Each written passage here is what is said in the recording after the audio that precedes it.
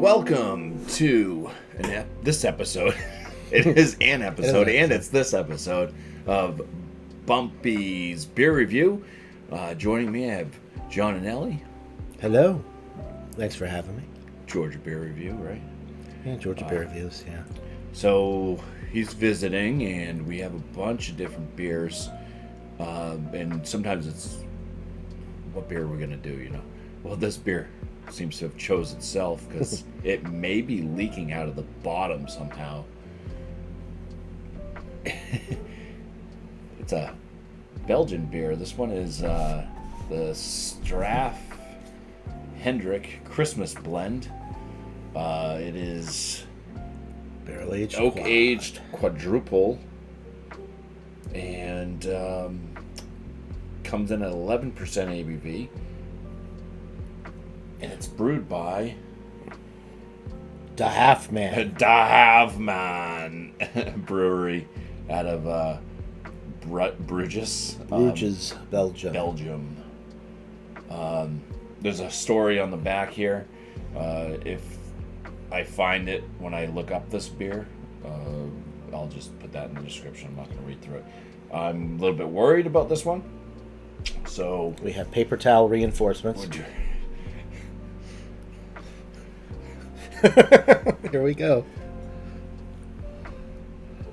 Yeah, it's got to be leaking, right? Yeah. Because it keeps producing more. Like you've wiped it 3 times already. Watch this thing just shatter. You have glasses? Not with me. If glass goes in my eye, we got a problem. What are we doing? I wonder if it's going to have any pressure. You should know pretty soon if it starts to... Watch the top just break right off. These kind of configurations make me really nervous. I moved my phone. Should I hold the bottle steady? Okay. Oh. Okay. Ooh, lots of vapor there. Oh, it didn't... it's not exploding out. Maybe it's because of the crack in the bottom. Release some of the pressure.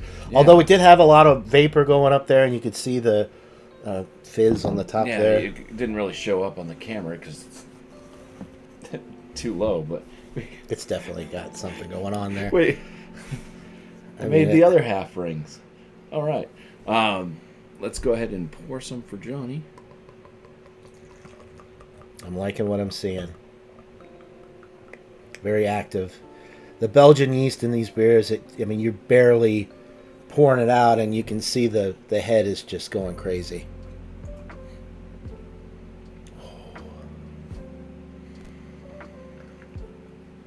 It smells delightful.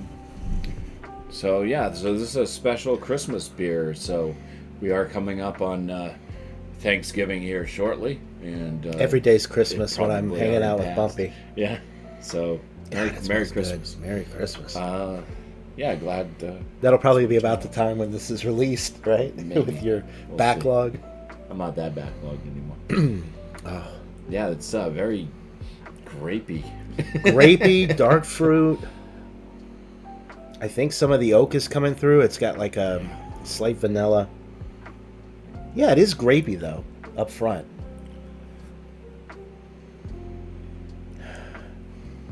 I don't think it's really a story exactly.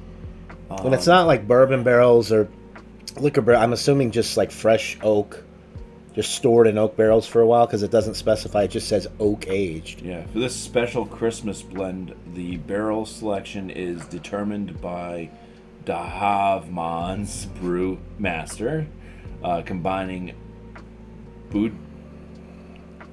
Bordeaux, Calvados, and rum barrel-aged quadruple with young quadruple. This special blend is then re-fermented in the bottle, allowing for even more complexity. I'm getting the Bordeaux barrel then, because Bordeaux is wine, and that's where it's got that grapey, yeah. So wine, rum, and whatever, and then it's blended back with a young. With another quad that has been aged as well. So it's like a blended barrel-aged conglomeration of quads. It's quite fruity, nice. I'm almost getting, and I get this sometimes with like bourbon barrel aged stouts, a little bit of almost like a sweet cola note. Yeah, I Are can you see getting that. that? Like a chicken cherry cola. Yeah. It smells really good. And it doesn't smell boozy at all. What is it, 11%? 11%.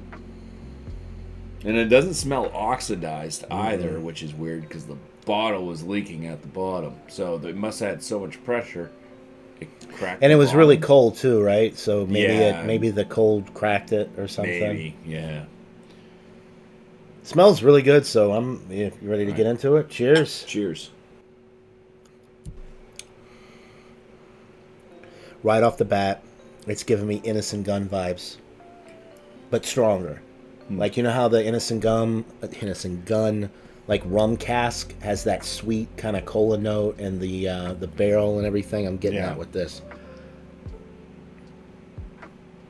It doesn't immediately put off like quadruple vibes though, because there's not a ton of dark fruit like raisin, fig, date. There's a little bit in the background, but Yeah. primarily it's like the barrels and then like that grape flavor, and for me a little bit of like a cola note too. It's got almost like to me, like there's a bread note in there, but it's like a raisin cinnamon type bread or something. Like a spiced holiday bread, like Yeah. not fruit cake, but like a spiced I guess raisin bread, like Raisin Bran, or what is it, the Pepperidge Farm cinnamon swirl raisin Yeah. toast. Really good. And it's nice and spritzy. It's got those fine bubbles. Yeah. A lot of times with the Belgian yeast, you get that really fine carbonation, and that's what I'm getting here. The first thing I did notice, and I just didn't say anything, and I took more sips, and it's going away, is I did notice a metallic note. Oh, I'm not getting off that.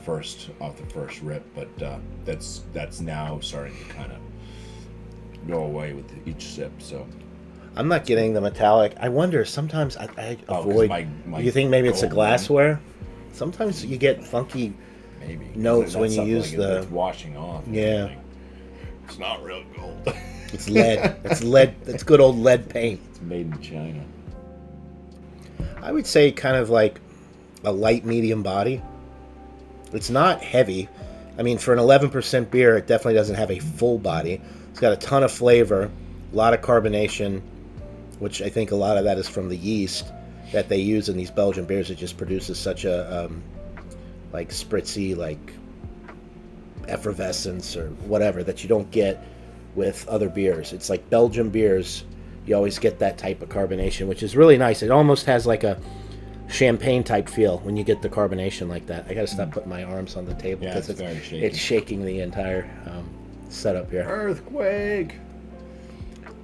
I wish there was a little bit more dark fruit because it is a quad, and Yeah. that's kind of what I look for. It doesn't have the complexity that like Saint Bernardus and stuff seems Yeah. to have either. But it's unique in a different way because it's more, I think the Bordeaux barrels kind of really differentiate this from some other quads because you Yeah. get a lot of the wine characteristics with this from that barrel.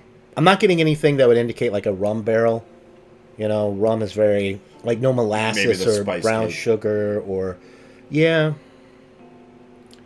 But if I was to, you know, like you're looking at the barrels just or reading what barrels are aging it in, the Bordeaux barrel for me is definitely the most prevalent barrel flavor notes that I'm getting are from that that barrel. Yeah. Nice glass lacing there. Nice head retention, not much, but good head retention for an 11% beer.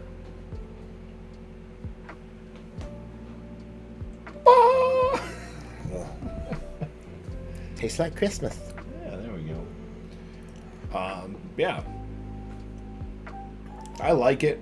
It's not the most excellent of quads that I've had, and I used to not really even like quads. Oh, I love quads. So I think it's in the A range for me, but probably like 94. I think that's fair.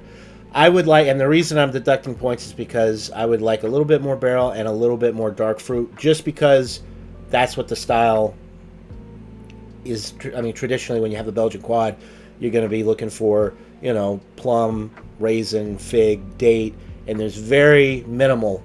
There's a very minimal amount of that, but it does have the grape notes. It does have that kind of spiced bread note, which is very common in quads. But yeah, a little bit more dark fruit would have been nice.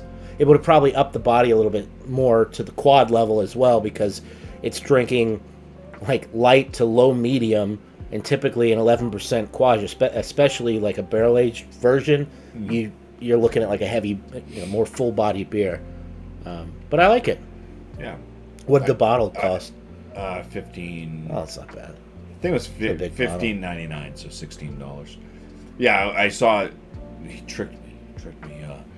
Put just the one bottle out on the shelf in the very front, and I was like, "Oh, it's probably the last one. Oh, it's from 2021. It's probably very special." So I picked it up. I'm like, I'm thinking that it's gonna be like a $30 bottle or something. I'm like, "Hey, how much does this cost?" He goes, "Oh, let me look it up." $15.99. I said, "Well, it's mine now," And I went in this week, and there's like a whole shelf full of them. So. Surprised that they just replaced it one bottle at a time. But yeah, I would just land this in the bottom end, very good for me. Oh, so yeah. So not in the excellent range. I can't get it to the excellent range. Just can't. Okay. I am pretty impressed though that it wasn't like super off with the whole leak. Stuff. It's so weird because it's definitely. Very slow leak, though, so we didn't lose any of the beer, really. Nice. Well, anyways. First beer of many tonight, I think. And I'll keep these in order, so that way you can see the slow deterioration as the evening progresses. Right. And some of these videos will be on John's channel as well. It's not like we're not live, so... Right. But check out his stuff, too. I'll be there. Right. Sounds good. But yeah, cheers. Cheers. And thank all of